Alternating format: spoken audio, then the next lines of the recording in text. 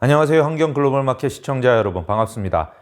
이제 4월 2일이 일주일 정도 남았는데요. 상호관세가 발표가 되는 날입니다. 트럼프 대통령은 해방의 날이다 이렇게 얘기를 하고 있는데 도대체 뭘 해방을 시키는지는 잘 모르겠지만 이게 시장에 굉장히 큰 영향을 주고 있고요. 미국 경제에 대해서도 큰 영향을 주고 있습니다. 여러분들 투자한 주가에도 매일매일 영향을 주고 있는데요. 앞으로 어떻게 될 건지, 그리고 이게 정말 궁극적으로 미국 경제를 어디로 몰고 갈 건지, 또 주가를 어디로 움직이게 할 건지에 대해서 모두가 여러 가지 관측을 하고 있죠. 오늘 유역생명 자산운용의 윤재성 CIO를 모시고 도대체 월가는 어떤 생각을 하고 있는지, 그리고 월가의 주류에서 무슨 생각을 갖고 있는지에 대해서 좀 여쭤보려고 합니다. 안녕하세요. 예, 안녕하세요. 상호관세 4월 2일에 발표된다고 하는데 어떤 내용이 대략 나올 것 같습니까? 이 월가에서 뭐 추정하는 게 있을 거 아니에요? 솔직히 저도 여기저기 물어보고 다니면은 다 생각이 달라요. 그래서 정리가 안 되는데 일단 뭐 reciprocal tax 4월 2일 날 뭘 하긴 할 건데 그게 정확히 어떻게 될 거고 플렉시블하게 생각한다는 게 정리되는 건데 나라마다 반응이 좋으면은 좀 내려주고 아니면은 더 때릴 수도 있고.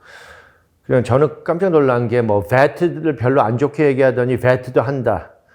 sectoral tariff, semiconductor, auto. 그래서 한국을 예를 들어서 생각해 보면은 나라의 reciprocal tax도 들어가고, semiconductor에도 들어가고, auto도 들어가고 그러니까 그리고 VAT도 들어가고 그러면 몇 배를 때릴 거냐? 그건 아닌 것 같아요. 딱 보니까 굉장히 디테일하게 나라마다 이렇게 나눠서 미국이 그 수입을 얼마나 더 많이 하냐 이 리스트라 해서 그걸 줄이려고 그러는 것 같아요. 그러면 생각보다는 그 수위가 좀 많은 사람들이 막 공포에 질려 하던 것보다는 그래도 좀 합리적인 경우로 나올 거다. 예, 정확히. 요번 그 트럼프의 세컨드 텀은 진짜로 이 사람 준비를 엄청 하고 오셨어요. 그죠?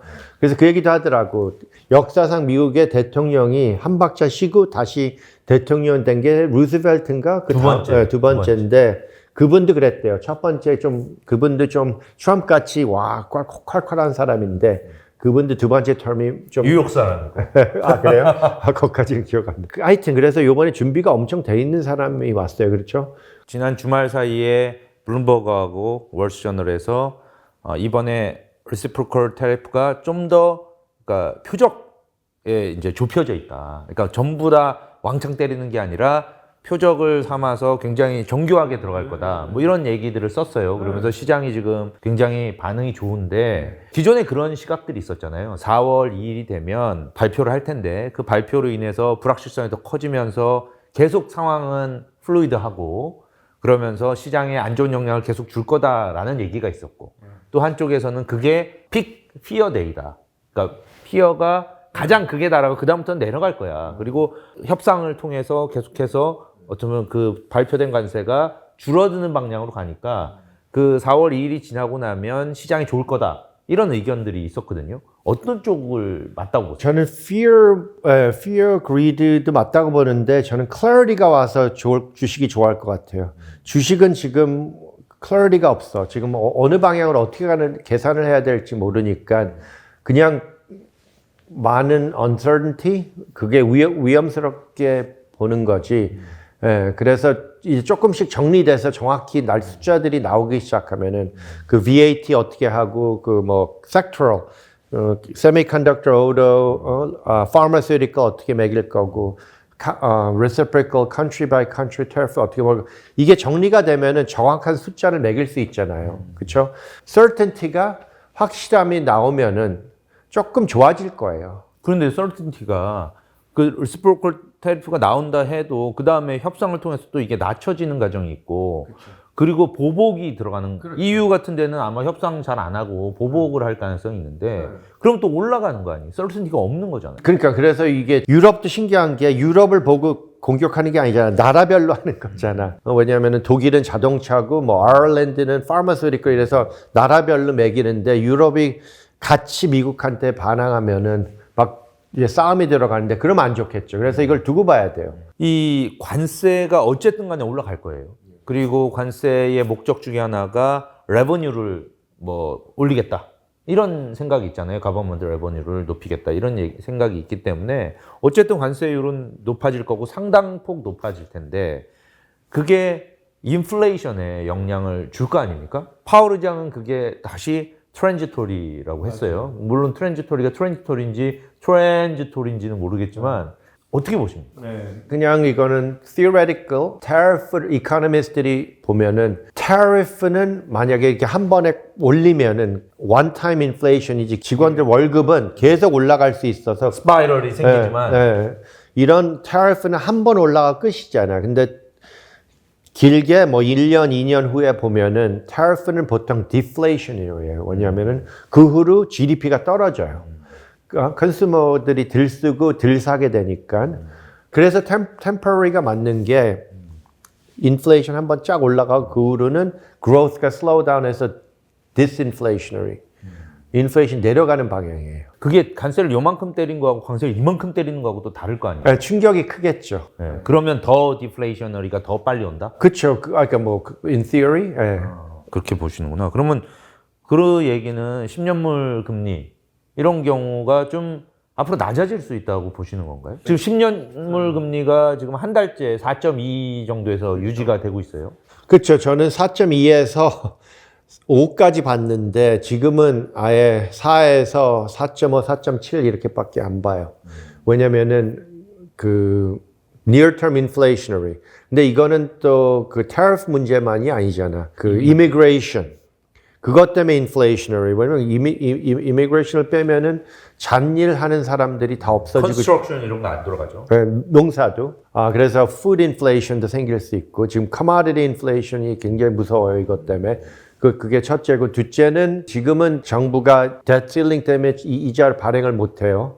그래서 지금은 4월까지 발행을 못 하고 트래시가 돈을 써야 되니까 이자가 내려가는 TGA 계좌에서 돈을 꺼내 쓰고 있죠. 그래서 내려가는 프레셔 방향이고 tariff는 올라가는 방향인데 4월 달 되면은 올라가는 방향밖에 안 남은 것 같아요. 그러면은 이제 4월에는 이자가 조금씩 올라갈 것 같은데 여기서도 또 꼭 얘기해야 될 게 베센트가 지금 계속 선거를 하고 있어. 10년 이자를 눌러라. 낮추겠다라는 게 거의 공약이죠. 베센푸시라는 얘기까지 있어요. 굉장히 심하게. 그래서 재밌는 게 큰 은행, 브로커는 아닌데 조그만 브로커들 연말에 10년인 채권이 어디가 있냐. 석젠이 3.8까지 내렸어. 소시에테 제너럴. 네. 근데 3.8이면은 베센 둘째치고 리세션 가능성까지 얘기하는 거야. 그 근데 사람들은. SLR을 뭐 이렇게 규제를 완화해서 그것만으로도 뭐 베센트가 30bp에서 70bp까지 낮출 수가 있다. 뭐 이런 얘기를 하는 것 같더라고요. 네. 제 생각에는 3.8을 찍으면은 이거는 완전히 GDP가 거짓 0쪽으로 갔다고 봐야 돼요. 근데 저는 GDP가 깎일 것 같아요. 미국 GDP가 1, 뭐 1, 올해. 예, 1.5 막 이것밖에 안 될 것 같아. 그러면 이건 지금은 이제 장기 금리를 말씀하신 거고. 그러면 페드의 기준금리 이거는 어떻게 보세요? 지금 현재로서 시장은 지난 FMC에서 이제 동결을 했고요. 뭐 불확실성이 크다는 얘기를 불확실성이라는 단어를 파월 의장이 16번이나 썼습니다. 그러면서 이제 당분간 지켜보겠다라고 얘기했는데 그래도 시장은 6월에부터는 내릴 거야 라고 예상을 하거든요. 골드만삭스의 의견을 봤더니 관세가 예상만큼 크게 나오지 않으면 이 인플레이션이 그만큼 없을 거기 때문에 노멀러지에이션 컷이 있을 거고 만약에 관세가 예상보다 더 커서 충격이 크면 경기를 누를 거기 때문에 그때는 인슈어런스 컷이 있을 거다.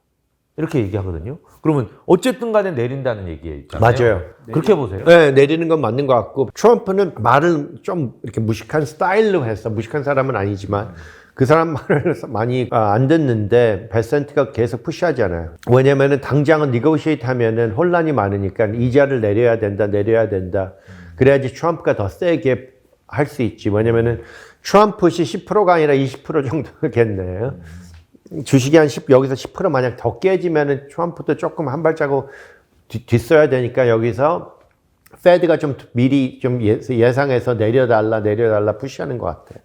그래서 내릴 것 같아요, 저도. 왜냐면은 지금 이렇게 가면은 내리는 방향이 맞고 두 번에서 안 내린다 해서 지금 다시 두 번으로 갔는데 이게 맞는 것 같고 골드만 말하는 게 맞는 게 더 이상 내려야 되면은 그때는 진짜 리세션을 걱정하는 상황이에요. 리세션 확률은 어떻게 보세요? 없진 않지만 금년에는 아직은 아닌 것 같아요. 왜냐면 저는 18개월 전에 미국 정부의 돈 쓰는 일리퀴디티가 이렇게 영향을 줄지 몰랐잖아요. 그래서 리세션 걱정했는데 재작년은 진짜로 정부가 돈을 막 태워갖고 경제가 여기까지 왔어요. 이 미국 이카노미 익셉셔널리즘이 미국 정부가 돈을 막 썼어. 근데 너무 많이 써갖고 이걸 줄여야 돼. 이제 갈 길이 너무 멀어. 근데 거기다 트럼프가 텍스 컷까지 하고 싶어. 이러면은 베스턴의 골이 미국 government spending이 GDP의 25%. 근데 지금은 너무 높아요. annual deficit이 3%, negative. 그렇게 써야 되는데 너무 많이 쓰고 있어. 근데 이거를 덜 써야 되는데 또 트럼프는 텍스 컷까지 하고 싶어. 이게 다 어떻게 가능하는지는 아직도 모르겠어요. 근데 그 방향으로 푸시할 거야, 트럼프는. 하반기에 가면 이런 감세, 그다음에 이 규제 완화 이런 것들이 경기를 살린 쪽으로 지금은 굉장히 어둡게 보지만 나아질 거다 이런 예상들이 있거든요. 나도 그렇게 생각해요. 그러니까 government spending이 줄었고 그러면 컨슈머들이 계속 돈을 쓸 거냐. 여기서 중요한 건 부자들이에요. 미국의 consumer spending은 50% 위쪽에 있는 사람들이 돈 쓰는 게 중요하지 밑에 있는 분들이 힘들어하는 거는 죄송하지만 안 중요해요. 근데 그분들이 계속 쓸 거냐. 근데 지금은 1, 2월 데이터가 여러 가지 이유로 뭐 날씨 뭐 여러 가지 이유로 이상하게 안 좋았는데 근데 괜찮을 것 같아요. 하지만 그 트래블 비행기들 갑자기 너무 좋다고 그러다가 한 달 만에 확 뒤집어졌어. 걔네들의 그 forecast가. 그래서 조금 조심스러운데 그래도 꾸준히 쓸 것 같기도 하고 그러면은 하반기에 트럼프가 tariff 제대로 clarity를 줘서 외국 회사들이 미국에 공장을 짓고 이게 들어와야 돼요. CapEx spending이 안 들어오면은 불안해질 것 같아요. 현대자동차도 또 20 빌리언을 투자하겠다고 오늘 발표를. 다행이네요. 한국은 그렇게 큰 걱정은 없는 것 같은데 자동차, 세미컨덕터 이 두 군데에서 조금 투자를 하긴 해야 돼. 근데 한국은 많이 투자를 했으니까 그렇게 차이가 크진 않을 것 같아. 한국은. 큰 공격은 없다고 생각하고 한국도 미국 뭐 수입하는 거 VAT 뭐 이런 거 조금 정리하고 끝. 그랬으면 좋겠어요, 저도. 근데 한국이 중요하지 않아요. 한국은 뭐 15등 그러니까 지금 트럼프의 그 30-15에서 한국은 별로 중요하지 밑쪽에 않아요. 가 있어요. 한국 1번. 어떻게 알아요? 그 리스트가 있어요. 월가에 돌아다니는 거. 월가에 돌아다니는 거. 그래서 위에는 뭐 중국, 멕시코, 캐나다, 뭐 인도, 아일랜드, 저머니 뭐 이러면은 그 다음에 베트남, 한국, 1번이 밑쪽에 가 있더라고. 근데 왜 캐나다하고 멕시코는 왜 이렇게 싫어해요? 나도 이거 물어보고 다녔는데 멕시코랑 캐나다는 제일 쉽게 생각하면은 우리가 같이 가자. 차이나 빼고 그 푸시고 첫째, 둘째는 이거는 그냥 재밌으라고 하는 말이지 이거를 너무 팩츄얼하게 듣지 말지만 트럼프가 법원에 가고 파인 길티 할 때 캐나다 그 높은 분들이 파티를 던졌대. 굉장히 woke야. 굉장히 리버럴한 사람들이야. 그래서 이거 복수 아니냐 막 이런 말이 있긴 있어. 근데 그 뚜렷한 이유를 모르겠다. 왜 이렇게 캐나다하고 멕시코를 싫어하는지에 대해서. 근데 캐나다는 솔직히 답이 없어요 지금 당장. 왜냐면은 캐나다가 직접 아시아한테 뭐 커머디티를 수출하고 뭐 이런 시스템이 아예 없어. 그냥 미국 다 유지하고. 미국만 하고 있어요. 그러니까 그래서 만약에 미국이랑 적을 두려면은 방법을 찾아야 돼. 아직은 그냥 몽골리아야. 다 미국 통해서 가야 돼, 어딜 가려면. 그런 수출을 다른 나라로 직접 할 수는 있지만 그게 하루아침에 되는 게 아니에요. 서플라이 체인이 만들어져 있지 않아요. 그냥 고급 세미컨덕터 이런 걸 비행기 태워서 그냥 날리는 게 아니라 배로 해야 되고 인프라스트럭처를 해야 돼. 미국의 내추럴 가스 뭐 이런 인프라스트럭처 하려는 게 한 2년, 3년 걸리잖아. 한국도 자동차 뭐 지면은 몇 년 걸리고. 트럼프 대통령이 그래서 단기 고통, 단기 혼란 이런 걸 얘기하고 근데 이제 앞으로 좋아질 거다 이런 얘기 하잖아요. 그거 믿으세요? 지금 당장은 믿는 쪽인데 이걸 믿어야 돼. 한국 분들 미국 주식 엄청 사시죠? 트럼프가 이기는 걸 믿어야 돼. 미국 이거 잘 안 되면 전 세계가 불경기로 가는 거예요. 미국이 경제가 안 좋아지면은 세계 경제가 안 좋아질 수밖에 없죠. 지금도 약한데. 단기라는 건 도대체 얼마입니까? 하반기에 CapEx 스펜딩이 올라가고 그게 안 들어오면은 안 좋은 방향으로 가면 내년엔 리세션이 올 가능성이 있죠. 하반기에 어쨌든 감세와 규제 완화 이런 걸로 인하고 또 관세로 인한 해외 기업에서의 어떤 캐펙스가 들어오고 미국 기업들도 캐펙스에 쓰고 네. 뭐 이런 것들이 나타나야 이제 제대로 된 그림으로 간다. 그쪽으로 가고 있어요. 저도 아시다시피 택티컬한 포트폴리오 브로커한테 맡긴 거는 그냥 놔두는데 내가 투자하는 거는 아시다시피 12월부터 1월 초부터 많이 갖고 있었던 게 그때만 해도 중국, 일본, commodity 뭐 이렇게 갖고 있다가 3월 들어와서 막 사기 시작했어요. 저는 미국 주식을 또 택티컬한 포트폴리오 엄청 샀어요. 깨졌을 때. 언제? 지난주에? 최근에? 그 리미트 오더 걸렸다 그랬잖아요. 스몰 캡이 딱 걸리더라고. 그때만 해도 내 직원들까지 그게 어떻게 걸려 하던 게 15%, 17% 깨져갖고 걸리더라고. 그때부터 막 사다가 한 2, 3% 남았었어. 나머지. 근데 그 금요일 날 오픈할 때 1% 떴잖아. 그냥 다 넣었어. 샀다는 얘기. 그러니까 나는 리미로를 잔뜩 걸어놔요. 출장 다니고 돌아다니니까. 근데 몇 개는 자기가 알아서 들어갔고, 나머지 안 터진 거는 1% 뜰 때 아침에 그냥 넣어버렸다고. 다 샀다 이거죠? 그럼 지금 미국 주식 많이 늘어났네. Tactical Portfolio 미국 주식, Healthcare, Financial, Mid-Cap, Small-Cap, S&P만 빼고 다 샀어요. Natural Gas Export Company. 라지캡이나 빅테크는 안 샀다는 얘기네요. 딴 건 다 사셨는데. 왜 그렇습니까? Large Tech 주식들도 이 가격이면은 좋은 거 나쁜 거 이런 거 생각 안 하고 그냥 바스켓으로 봐서 이 가격이면 괜찮아요, 가격이. 나쁘게 보는 사람들은 아직도 엔비디아 서플라이 체인, 아시아에 있는 서플라이 체인을 보면은 서플라이 그 인벤토리가 안 좋다, 너무 높다. 반대쪽으로 보는 사람들은 P가 이렇게 낮은데, 이렇게 P가 낮으면은 아무리 조금 안 좋아도 방향이 growth가 좀 내려와도 일단 positive growth인데 이 P가 이렇게 낮으면은 괜찮지 않을까?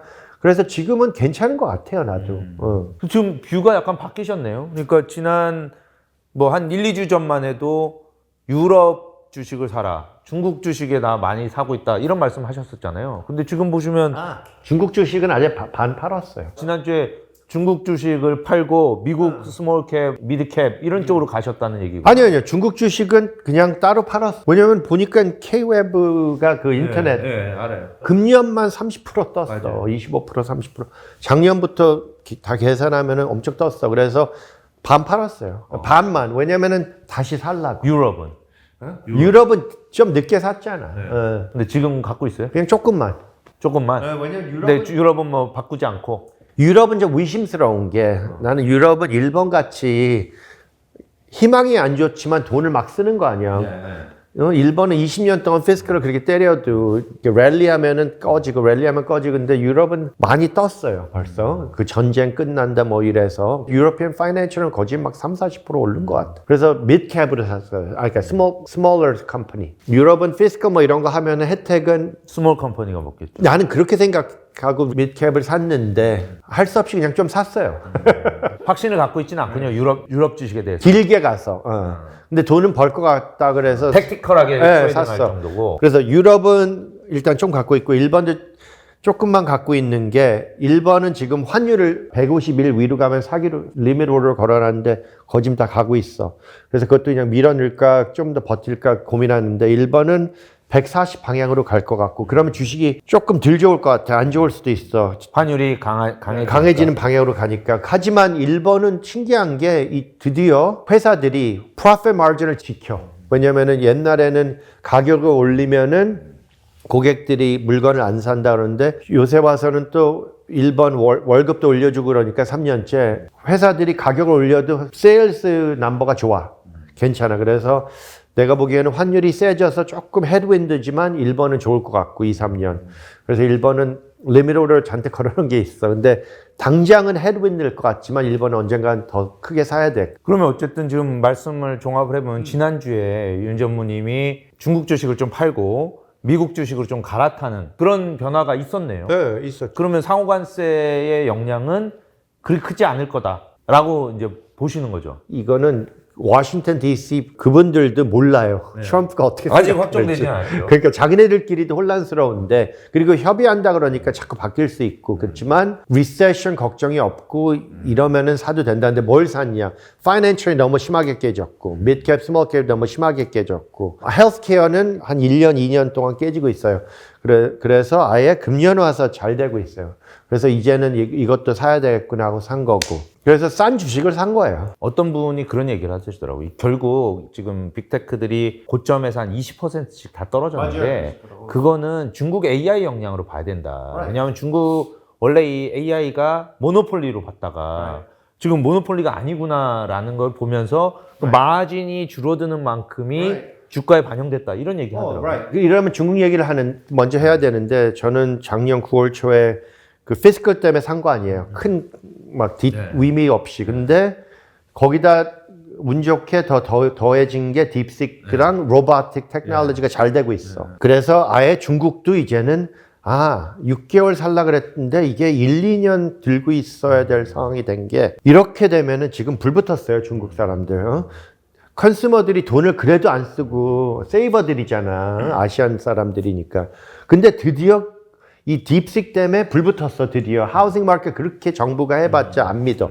근데 딥식 때문에 지금 너무 막 돈이 막 들어가고 있어. 이거는 믿는 것 같아. 이건 정부 믿음이 아니야. 그래서 이거는 갈 것 같은데 이렇게 봐요. 중국 그 AI K-웹 같은 주식이 왜 아직 early하냐? 좀 반발했지만 그냥 할 수 없이 다시 사야 될 건지 좀 내려가서 사야 될 거. 지금 내려가 있어요. 어쨌든 살 거라는 무조건 살 거예요. 그거는 중국이 지금 계속해서 관세를 얻어맞는 곳이 중국이잖아요. 그래도 봐요. 미국이 이건 텍스 주식 말하는 거예요. 중국에 미국이 2, 3년 전에 AI 클라우드 쫙 떴잖아. 그거를 마이크로소프트가 가서 질 수가 없어. 중국 안에서 줘야 돼. 그럼 중국 사람들이 여기에 불 붙으면 누가 이익이야? 마이크로소프트, 아마존 아니에요. 그 중국의 인터넷 회사들이 져야 돼. 그러니까 30% 올랐지만 아직도 얼리다. 예전에 2년 전에 미국의 AI 붐이 일었을 때하고 비슷하다. 왜냐하면 두 나라는 독립된 체제니까. 그래서 좋을 것 같고 중국이 뭐를 보여줬냐 우리한테. 이거는 한국, 중국이 잘하는 게 뭐냐. 막 뭐 한번 공장 같은 거 짓고 막 뭐 하려 그러면은 장난 아니게 잘하잖아. 미국 애들 저리 가라.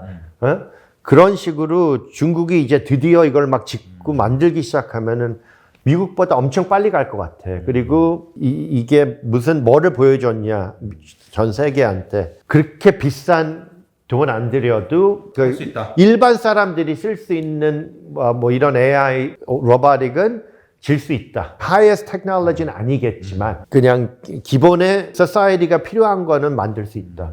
그러면 중국이 미국보다 더 앞서갈 확률이 있지 않을까요? 전반적으로 보실 때 지금 하여튼 지난주부터 했던 그런 포트폴리오 변화를 보면 미국은 많이 싸졌다. 그래서 거기서 진짜 싸진 애들을 좀 사고 있다. 유럽은 택티컬 하지만 장기적으로 좋게 보지는 않는다. 중국은 앞으로도 1, 2년 그리고 AI의 지금이 약간 초기다. 그래서 좀 더 앞으로 더 갈 거다. 이런 정도로 정리를 하면 되겠네요. 그래서 관세 위협과 관련 없이 그 정도의 어떤 그 포트폴리오의 뷰를 지금 갖고 있다. 그러면 환율은 어떻게 됩니까? 이거는 관세 역량도 있고 각국의 이 펀더멘탈, 경제 펀더멘탈과도 관련이 있잖아요. 그러면 달러는 앞으로 지금 달러가 다시 110 갔다가만 또 103, 4 지금 왔다 갔다 약간 강해지려고 하고 있다가 뭐 이러거든요. 당장은 또 이 4월 가면은 이자가 올라가면서 달러가 세질 방향이에요. 하지만 달러는 픽 찍었다는 연말에 그렇게 말하고 다녔어요. 그래서 뭐 그때부터 많이 내렸죠 벌써. 근데 여기서 그냥 옆자리 갈 것 같아요. 너무 약해지지도 않지만 이자 따라갈 거예요. 미국 이자. 근데 이자가 이렇게 올라가면 달러가 다시 좀 힘을 얻지만 멀리도 아니고 내려가지도 아니고 그냥 이렇게 한 4%뭐 그 정도. 크게 더 이상 막 쫙 가는 건 아닌 것 같아요. 금이나 달러나 막 이제 더 이상 쫙쫙은 아니에요. 테크놀로지도 쫙쫙은 아니에요. 그래서 테크놀로지도 이제 이 가격이면은 비싸지 않으니까 갖고 있을 수 있지만 굳이 싸지도 않고 내가 보기에는 사고 싶은 사람들이 많지만 팔고 싶은 사람들도 많아. 금도 그러면 뭐 일부에서는 뭐 맥쿼리 이런 데는 3,500 부르던데 가능해요. 근데 가능은 하지만 저는 3,000에 리미트로 걸어놓은 게 찍혔어요. 저는 리미트로 가니까 바빠서 막 돌아다니니까. 근데 그 위는 없어요? 없는 게 아니라 이제 조금 꺼지면 사고 안 꺼지면 말고. 이게 최근에 보면 금도 오르고 뭐 구리도 오르고 뭐 알루미늄도 오르고 철강도 오르고 그런 커머디티들이 많이 올랐어요. 이건 뭐 기본적으로 경기가 많고 수요가 좋아서가 아니라 관세를 때린다니까. 근데 이게 관세 문제도 아닌 게 이게 그 2년 전만 해도 3년 전만 해도 우리가 계속 한 얘기가 다음 5년, 3년, 10년은 길게 봐서 인플레이션이 3% 밑으로 안 내려간다. 정확한 이유는 모르겠지만 여러 가지 보면은 그림이 그렇게 간다. 첫째고 둘째. 다음 10년은 우리가 뭐라 했어요? 주식이랑 채권만 가져가지 말고 커머디티로 껴야 된다. 그 포트폴리오에 왜? Deglobalization 뭐 여러 가지 geopolitical 여러 가지 이유로 커머디티가 중요해질 수밖에 없다. Limited supply니까. 그죠? 근데 이게 트럼프 때문에 지금 테리프 때문에 이렇지 왜 네 말 때문에 그래? 그런 사람들은 너무 프리사이스한 거야. 누가 10년 예상하면서 정확히 어떻게 이게 일어날지 알아. 이 트럼프의 가는 방향도 이 디글로벌라이제이션에 포함돼 있어요. 그죠? 그래서 뭐 트럼프가 지금 일으켜서 지금 이건 테리프 때문인데 올라갈 수밖에 없어. 이것 때문에 지금 트럼프도 유크레인 전쟁 끝낸 이 사람 은근히 어디가 똑똑하긴 똑똑한 거잖아. 그거 딜을 하고 싶은 거 아니야. 에너지 딜을 하고 싶은 거죠. 에너지도 에너지지만 rare earth 하고 걔네들이 갖고 있는 그 commodity 이거를 갖고 싶은 거 아니야. 유가는 좀 내려가겠죠? 유가는 재밌는 게 내가 유가는 안 샀어요. commodity 다 샀지만 기름은 안 샀어요. 왜냐? 기름은 베센트랑 미국 정부가 내리고 싶어 해요. 엄청나게 내리고 싶어요. 여기선 매니팩처링을 만들려면 텍스가 낮아야 되고 에너지를 낮추고 레귤레이션 낮추겠다. 그러면 여기 될 거다. 이렇게 믿고 있거든요. 그러니까 그래서 그건 내가 걱정돼서 안 샀는데 카마리 바스켓 살 때 포함되어 있지만 프리사이즈 살 때 안 껴서 샀는데 보면은 geopolitical 그 미들 이스트 거기도 조금씩 안정을 지켜주는 이유가 뭐 이스라엘을 좋아서가 아니라 기름을 내리고 싶다. 그래서 나는 지금은 기름보다 natural gas 쪽으로 투자를 했어요. 왜냐면 natural gas는 그 미국의 서플라이가 많지만 facility를 계속 짓기 시작하면 내년부터는 이 회사들이 돈을 벌 것 같아서. 근데 유크레인 전쟁이 끝나면 러시안 가스가 몰려 나올 거 아니에요. 트럼프가 맨날 하는 말이 그거잖아요. 유럽한테 그거 믿지 마라. 우리 거 사라. 우리 거 사라. 정리를 하면 미국 증시가 한 10% 내렸어요. 그러니까 이제 전무님 말씀이 이제 좀 살만한 것 같아. 이런 가격대로 온 것들이 좀 생겼어. 이렇게 말씀하시고 4월 2일에 관세 발표 이후에는 좀 나아지지 않겠어. 명확해질 거야. 라고 말씀을 하셨다면 이번 조정은 10%로 끝나고 이제 조정은 끝난 거고 앞으로는 좀 나아질 가능성이 더 높다. 이렇게 보시는 건가요? 나는 이렇게 봐요. 이건 옆자리로 갈 거다. 그래서 또 팔고 살 확률이 높다. 사이드웨이로 계속 네. 흐를 거다. 네, 그리고 내가 틀려서 쭉쭉 가면은 뭐 오케이. 근데 나는 브로커한테 12월에 줄이라 그러고서 다시 사랬더니 내 브로커가 좀 더 지켜보자 그래. 그래서 오케이 너는 지켜봐 그럼. 그리고 그건 안 올렸어요. 내가 그냥 샀지. 브로커는 4월 2일이 두려운 거고. 몰라. 걔는 내 돈이지만 지가 좀 우기더라고. 그래서 알았다고 놔둬봤어. 트럼프 풋은 10%로는 안 나오는 거 20%. 20%? 아 그러면 5천 밑이 깨져야. 근데 거기까지는 안 갈 것 같지만 그러니까 푸시 안 들어올 확률이 있고 그러니까 베스턴이 원하는 건 페드가 이자를 한 번에서 두 번 내려주는 거잖아요. 그거 내려주면은 뭐 이자들이 다 같이 내려올 거라. 근데 이것도 지켜봐야 되는 게 페드가 그 뭐 인슈런스 컷 하면은 10년 채권이 굳이 따로 내려올까 아예 반등을 해서 올라갈까 둘 다 가능하다고 봐요. 알겠습니다. 오늘 저도 정말 궁금한 게 많았거든요. 예. 오늘 윤 전무님이 참 자세하게 잘 풀어주시고 그래도 현재 있는 상황에서 굉장히 그리고 지난주에 뷰가 많이 바뀌었다는 것을 저도 확인을 했고요. 여러분들의 투자에 조금이라도 좀 클래리티, 명확성이 좀 더 커졌으면 이 인터뷰가 도움이 됐으면 합니다. 여러분 고맙습니다. 예, 안녕하세요.